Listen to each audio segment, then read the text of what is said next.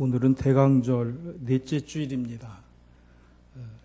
대강절에 항상 성서주일이 들어있고 구세군에서는 첫 번째 주일로 청소년 주일이 있어서 대강절을 지켜도 셋째 주일하고 넷째 주일만 겨우 대강절에 대한 예수님을 다시 사모하는 마음으로 예수님의 성탄절을 맞이할 때 지금 이 시대에 우리는 다시 오실 예수님을 맞이하는 그런 준비를 하자는 마음으로 말씀을 나누면서 은혜를 받고 그리고 준비하고 성탄절을 맞이하는 건데 지금 저는 마음이 급합니다.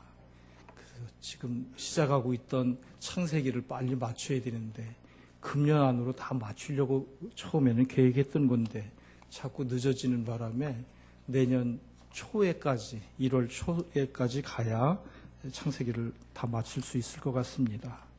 그래서 창세기 주어진 말씀과 또 대강절을 엮어서 가야 되기 때문에 고민이 많습니다. 말씀에 의지해서 대답을 기다리는 사람이라고 하는 제목으로 함께 은혜를 나누고자 합니다. 오늘은 여러분들 교회 오실 때 강북 삼성병원에서 오시는 분들은 많이 당황을 하셨을 거예요. 진입을 할 수가 없고 여러 가지로 교통에 방해가 되어서 좀 어수선했을 겁니다. 어제부터 보니까 거기 경찰이 많이 배치가 되고 교통을 단속하고 그런 일들이 벌어져서 오늘 아무 일이 없었으면 하는 마음을 가졌는데 오늘이 디데이인 것 같습니다. 그래서 많이 혼잡하셨을 텐데도 짜증내지 않으시고 교회에 오셔서 함께 예배드린 여러분에게 감사를 드리고 오늘 예배 시간에는 악대 연주도 훌륭했고 찬양도 참 훌륭했고 특별히 오늘 성경 봉독해 주신 부교님이 한자도 안 틀리고 잘 읽어주셨습니다. 모두가 감사한 마음으로 여러분 박수 한번 하십시오.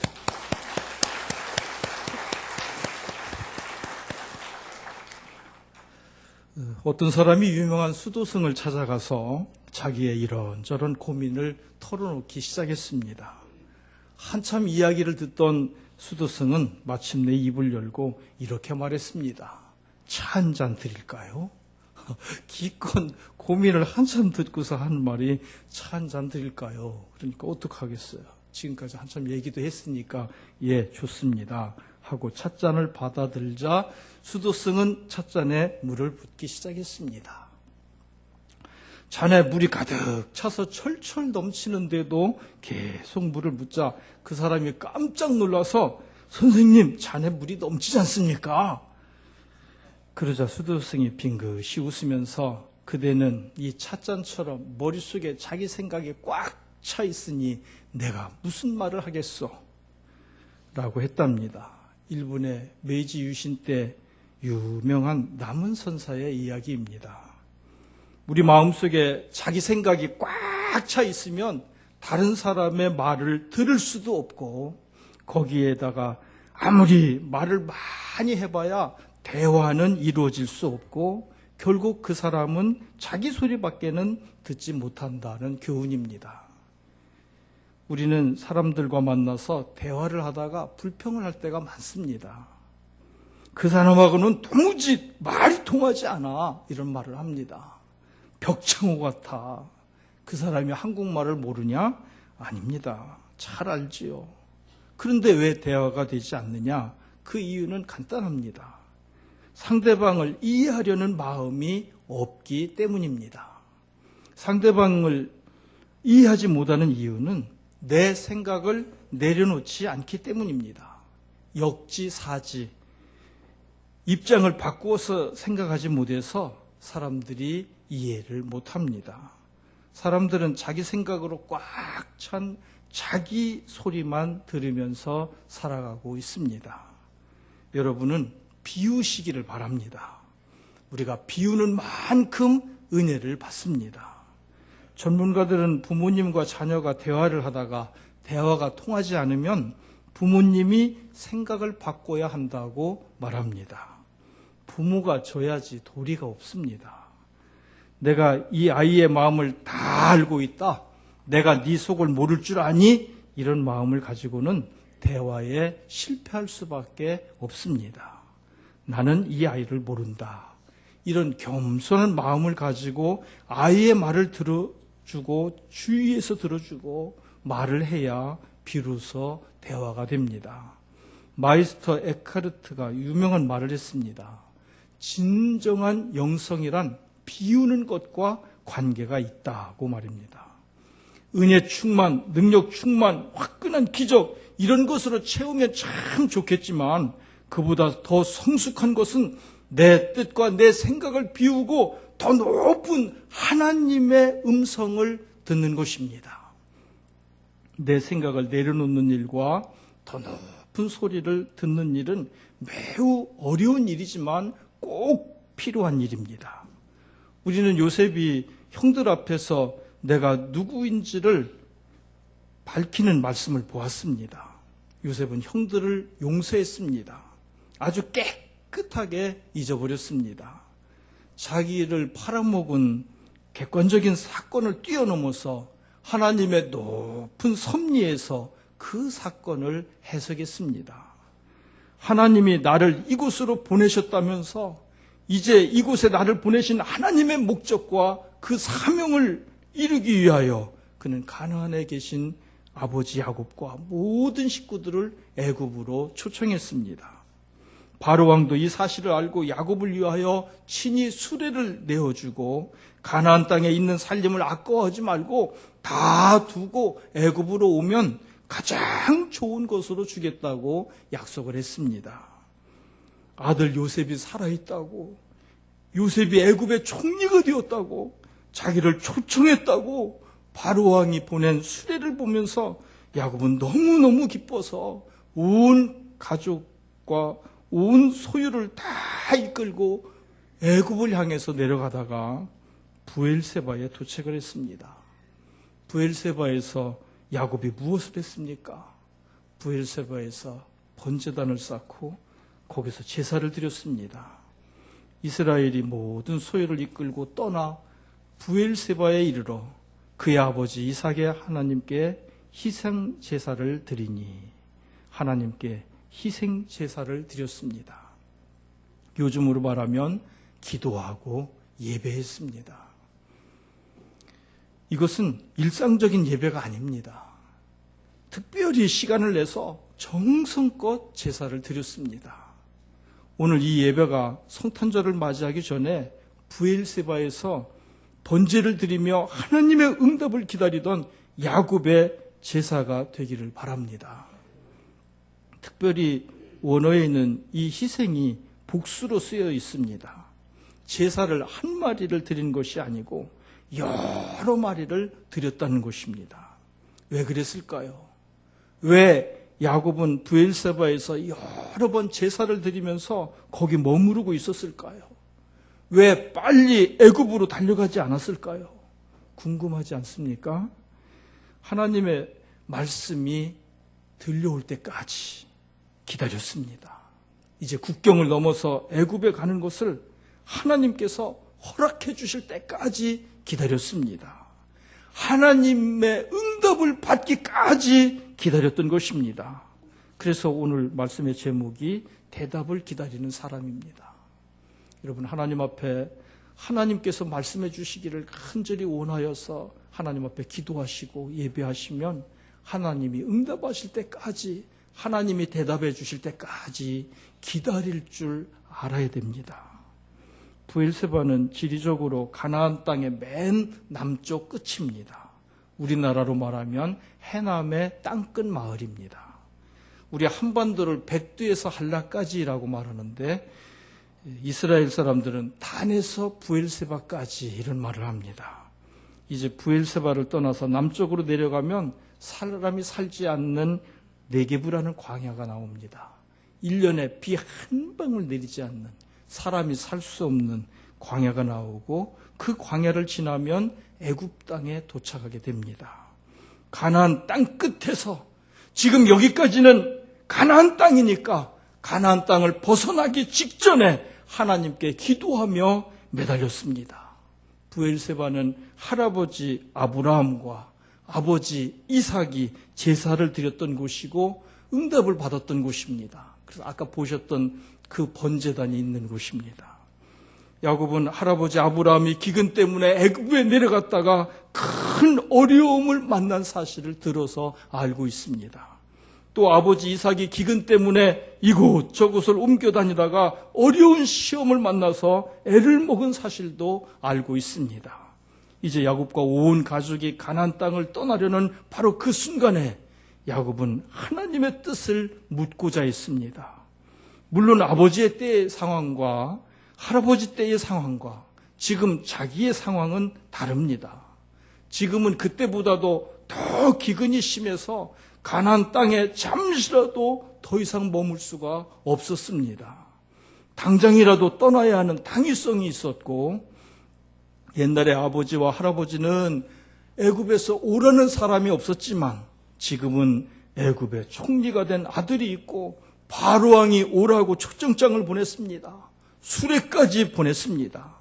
무엇보다도 죽었다고 생각했던 요셉이 살아있대 하는데 요셉을 만나고 싶어서 야곱은 견딜 수가 없었습니다.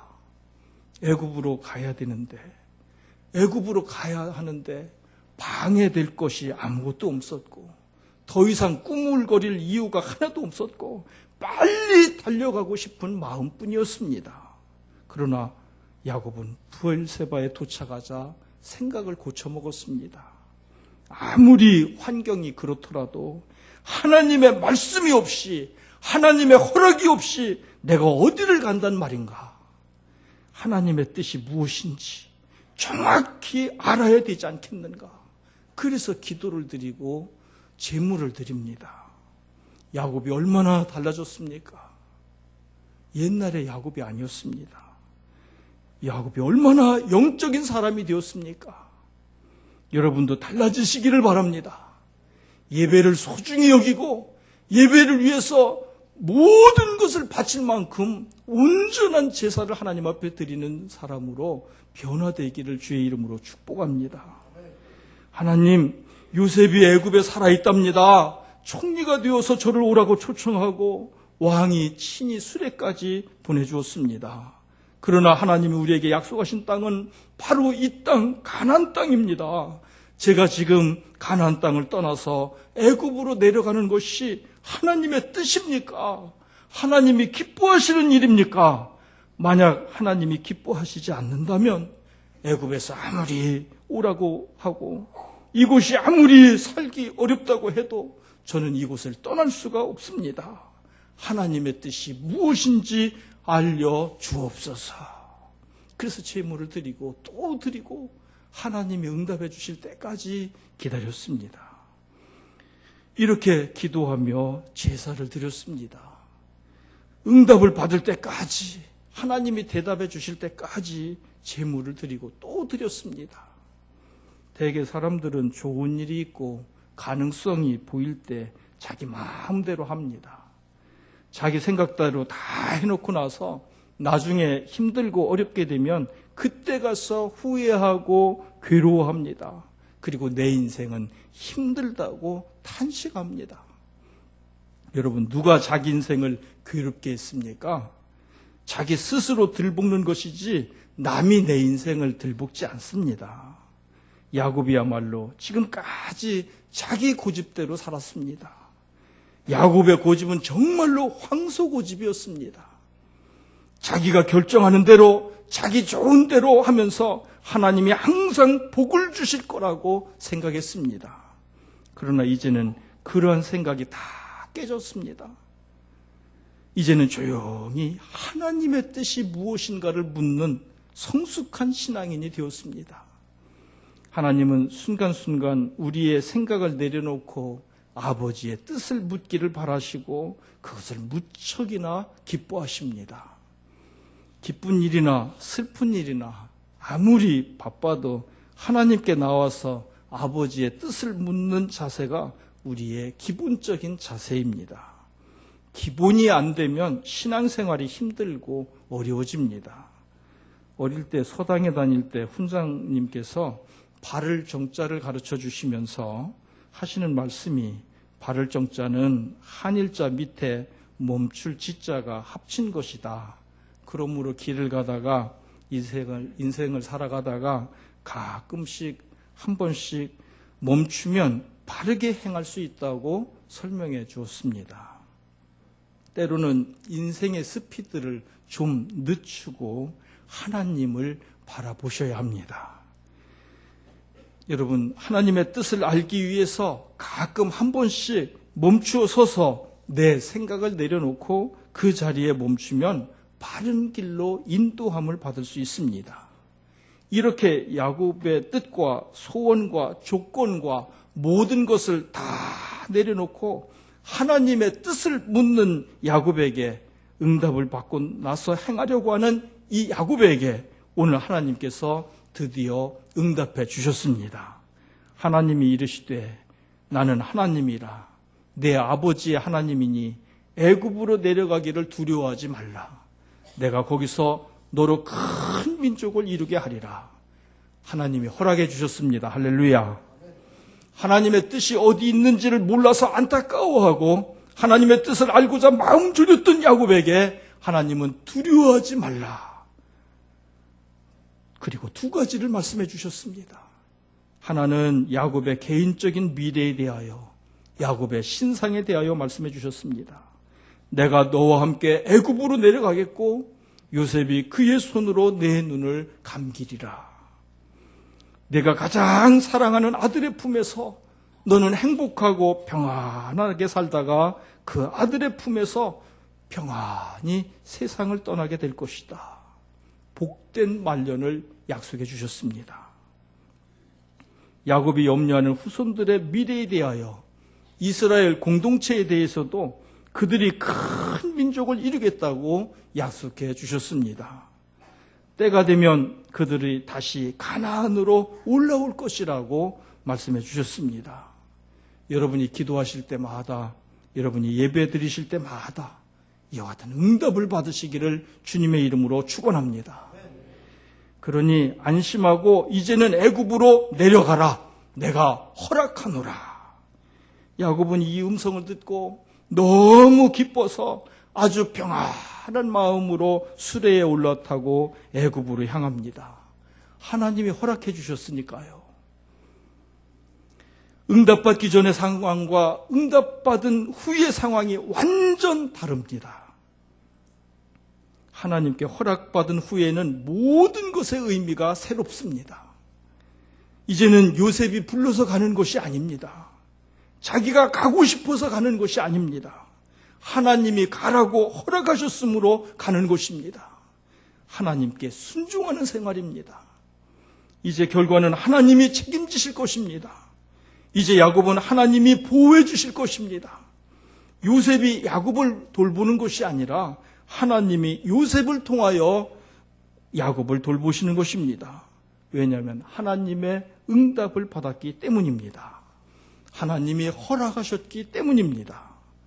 사람들은 그렇게 되면 좋겠지만 아무리 물어도 응답이 없을 때는 어떻게 하지요? 어떻게 하면 응답을 잘 받을 수 있나요? 하나님의 응답 외에 다른 길이 없습니다. 이렇게 마음을 먹고 응답이 있을 때까지는 나는 아무것도 할 수 없다고 하는 자세가 되어야 가장 빨리 응답받을 수 있습니다. 하나님이 응답해 주실 때까지 조금을 기다리지 못하고 자기 마음대로 자기 방법대로 다 하면서 하나님 응답을 기다리려고 하면 하나님 응답을 받을 수 없습니다. 하나님께 물으면서 자꾸 내 머리를 굴리면 응답도 오지도 않고 응답이 와도 모릅니다. 하나님의 응답을 들을 수가 없습니다. 내 마음이 내상곡으로 꽉 차 있어서 그렇습니다. 하나님께 기도하는 순간까지도 머리를 굴리고 떼를 쓰고 있으니 어떻게 하나님의 음성이 들리겠습니까? 떼를 쓰듯이 강권해서 부르짖으면 하나님이 빨리 응답해 주실 줄 아는데 그건 착각이지 믿음 아닙니다. 진실로 하나님께 물어야 되는데 묻지를 않습니다. 대개 통보를 합니다. 결정은 내가 다 해놓고 하나님 여기에다가 사인해 주세요. 이게 기도입니까? 이게 믿음입니까? 하나님의 지혜를 묻지 않고 자기 지혜를 가지고 자기가 결정하고 하나님께 능력을 요구합니다. 하나님이 들어주실 수가 없습니다. 그래도 일상생활 속에서 응답이 없으면 어떻게 해야 할까요? 그럴 때는 내가 한 발 양보한다고 생각하면 비교적 바른 길을 갈 수가 있습니다. 우리 하나님이 기뻐하시는 것이 무엇입니까?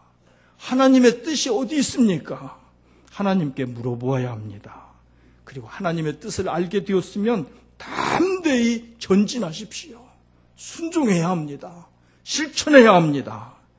하나님의 뜻을 모르겠다면 멈추어 서서 하나님의 뜻을 물어야 합니다. 기도도 안 해보고 묻지도 않고 거듭난 이성으로 판단하지도 못하고 욕심과 감정에 붙들려서 확신 있게 밀어붙이면 자기가 책임져야 합니다. 야곱이 브엘세바에서 응답받기까지 제물을 드린 것은 잘한 일입니다. 야곱은 하나님께 물었고 응답을 받았습니다. 그래서 평안하고 기쁜 마음으로 애굽으로 내려갔습니다. 요셉은 자기 아버지를 만나기 위하여 마중을 나와서 부자가 상봉을 했습니다. 요셉이 아들로서 늙은 아버지의 품에 안기는 순간 지나간 수십 년의 세월이 주마등같이 흘러갔을 것입니다. 수많은 역경과 고난과 눈물과 한숨과 그것을 넘어서 하나님의 위대한 섭리와 오늘의 역사를 생각하면서 눈물을 흘렸습니다. 가장 아름다운 만남이었습니다. 아버지와 아들이 얼싸안고 웁니다. 이스라엘이 요셉에게 이르되 내가 지금까지 살아있고 내가 내 얼굴을 보았으니 지금 죽어도 족하도다. 나 이대로 죽어도 이제 아무 소원이 없다, 여한이 없다. 최고로 감격스러운 장면을 묘사하였습니다.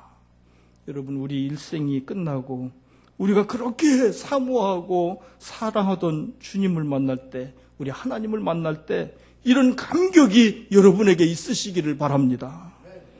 우리는 오늘도 그날을 향하여 또 한 걸음 내딛는 것입니다. 우리에게는 이런 꿈이 있으시기를 바랍니다. 우리 성탄절은 2000년 전에 베들레헴 구유에 탄생하신 아기 예수님 탄생 축하에 그치는 그런 성탄절이 되어서는 안 됩니다.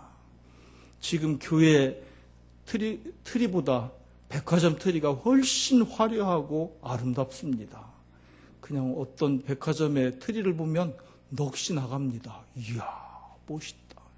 그래서 저는 우리 교회 트리하는 걸 반대합니다. 우리가 아무리 잘해도 백화점 트리를 따라갈 수가 없어요. 그런데 그 트리를 해서 뭐 할 거예요? 시청 앞에 가면 우와 1억 원 됩니다. 1억 원. 그 정도 되니까 그 정도 되는 거예요. 우리가 암만 돈 들여서 500만 원짜리 만들어 놔봐야 초라한 거예요. 저는 그런 걸 원하지 않아요.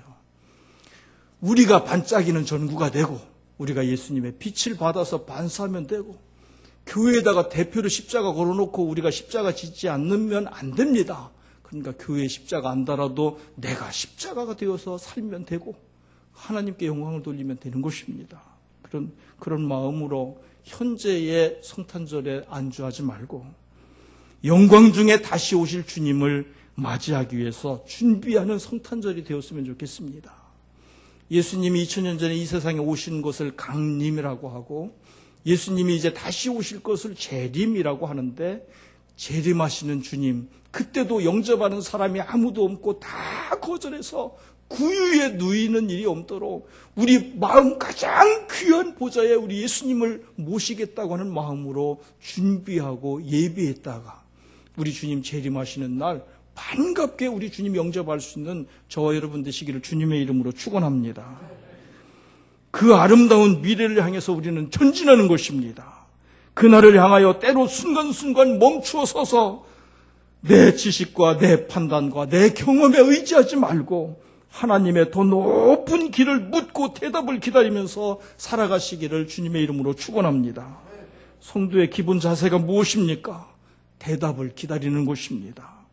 브엘세바에서 야곱이 하나님의 응답을 기다린 것처럼 하나님께 묻고 응답을 받으며 아름다운 길로 인도하심을 받는 후회 없는 인생이 되시기를 바랍니다. 이제까지는 내 고집대로 하면서 피곤한 인생을 살았지만 더 이상 낭비해서는 안 됩니다. 하나님께 묻고 응답을 받으시고 바르고 흔들리지 않는 견고한 길을 걸어가시는 저와 여러분이 되시기를 주님의 이름으로 축원합니다.